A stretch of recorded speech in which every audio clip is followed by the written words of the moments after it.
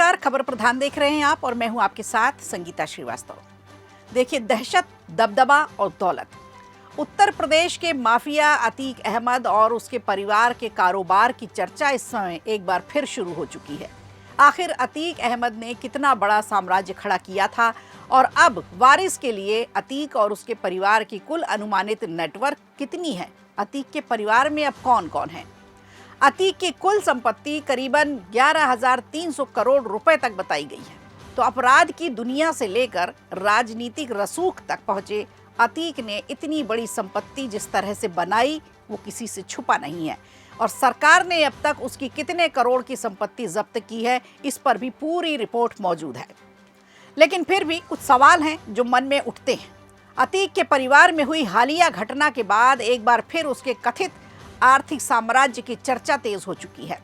उत्तर प्रदेश में कई दशकों तक खौफ का दूसरा नाम रहा माफिया अतीक अहमद का। अपराध की दुनिया का एक ऐसा नाम जिसका कारोबार अपराध की दुनिया तक सीमित था। 6 अगस्त 2026 को अतीक के सबसे छोटे बेटे अवान अहमद की सड़क दुर्घटना में मौत हो गई। एक बेटे का एनकाउंटर हुआ था जिसमें उसकी मौत हो गई थी। पत्नी अब भी फरार है और अब एक और बेटा सड़क हादसे का शिकार हो गया। जितनी दौलत लूट खसोट कर अतीक अहमद ने बनाई थी, अब उस संपत्ति का भोग करने वाला कौन बचा है? अपहरण, मर्डर, कालाबाजारी से कमाई अकूत दौलत का भागीदार कौन है? देखा जाए तो अतीक के परिवार की संपत्ति को लेकर कई अलग अलग आंकड़े दिखाई पड़ते हैं। मीडिया रिपोर्ट्स के मुताबिक अतीक और उसके परिवार की कुल नेटवर्थ करीब 11,300 करोड़ रुपए तक होने का अनुमान लगाया गया है। वहीं 2019 में लोकसभा चुनाव लड़ते समय अतीक ने अपनी घोषित संपत्ति करीब 25 करोड़ की बताई थी। जांच एजेंसियों के मुताबिक अतीक के परिवार की कमाई के कई स्रोत थे। अतीक पर आरोप रहे हैं अवैध सरकारी ठेके के, फिरौती की रकम के, जमीनों पर कब्जा करने के और रियल एस्टेट जैसे माध्यमों से उसने एक बड़ा नेटवर्क तैयार किया था। रिपोर्ट्स जो आ रही हैं उसके मुताबिक अतीक के परिवार की सालाना कमाई करीबन 1200 करोड़ रुपए तक बताई गई थी। अतीक ने महज 17 साल की उम्र में अपराध की दुनिया में कदम रखा, जिसमें उसका भाई भी शामिल था। साल 1979 में शुरू हुआ उसका आपराधिक सफर धीरे धीरे बढ़ता गया। अपराध की दुनिया में अतीक का नाम भी शामिल होता चला गया। 1989 में इलाहाबाद के चर्चित अपराधी चांद बाबा की हत्या के बाद उसका नाम सबके सामने आया। अतीक अहमद ने चांद बाबा के अपराधी और कारोबारी की हत्या से अपने जुर्म का साम्राज्य शुरू किया, लेकिन उसकी हत्या का कारण मुख्य रूप से चांद बाबा का सियासी ख्वाब था। चांद बाबा का यही ख्वाब अतीक की आंखों में चुभने लगा, जिसके बाद अतीक ने चांद का मर्डर प्लान किया और इसके बाद अतीक ने राजनीति में प्रवेश किया और 5 बार विधायक और सांसद बना। चुनाव कैसे जीतता था इसकी डिटेल बताने की जरूरत नहीं। अपराध और राजनीति के सहारे उसका प्रभाव प्रयागराज से बढ़कर लखनऊ तक पहुंचा और फिर नोएडा भी पहुंचा। रियल एस्टेट के क्षेत्र में भी उसने बड़ी मजबूत पकड़ बना ली थी।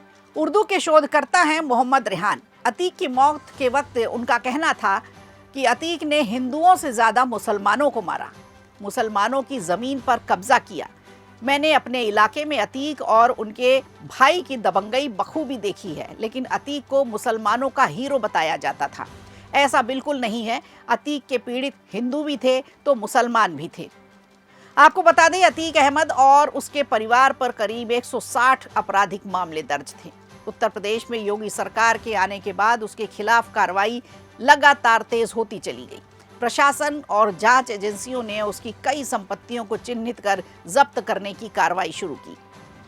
अतीक की गिरफ्तारी के बाद जांच एजेंसियों ने अब तक करीब 11,684 करोड़ रुपए की संपत्तियों पर कार्रवाई की है।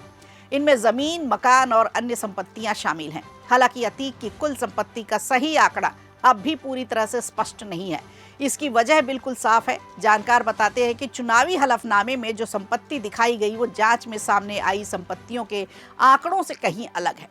आंकड़ों में बड़ा अंतर बताया जाता है। एक समय यूपी में अतीक अहमद के नाम का खौफ था, लेकिन अब उसकी मौत के बाद उसकी पहचान, उसका कथित आर्थिक साम्राज्य और उस पर हुई सरकारी कार्रवाई से भी अब जुड़ गई है। अबान अहमद की मौत के बाद एक बार फिर अतीक और उसके परिवार की संपत्ति को लेकर चर्चा चल रही है। 28 मार्च को उमेश पाल अपहरण कांड में अतीक अहमद को उम्र कैद की सजा सुनाई गई थी। उसके बाद 13 अप्रैल को अतीक अहमद के बेटे असद अहमद की उसे एक सहयोगी के साथ पुलिस एनकाउंटर में मौत हो गई। 15 अप्रैल को अतीक अहमद और उसके भाई अशरफ अहमद की पुलिस कस्टडी में होने के बावजूद हत्या हो गई। इसे ही कहते हैं कर्म वापस लौट कर आता है। वीडियो अच्छा लगा हो तो लाइक कीजिए, शेयर कीजिए और कमेंट बॉक्स में हमें ज़रूर बताइए।